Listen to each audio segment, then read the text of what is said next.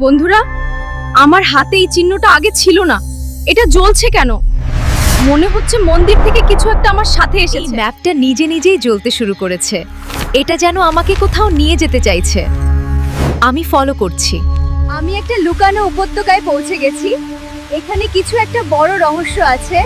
আমি সামনে এগোচ্ছি। ও মাই গড, এটা কি সত্যি? পুরো একটা শহর সোনায় তৈরি।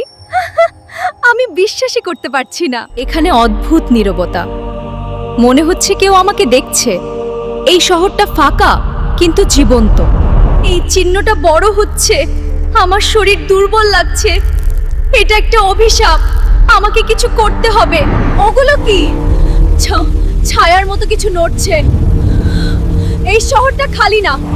আমি একা না। আমি হয়তো এখান থেকে বাঁচতে পারবো না। তোমরা কি জানতে চাও এই অভিশাপ থেকে আমি বাঁচতে পারবো কিনা? তাহলে নেক্সট পার্ট আসছে।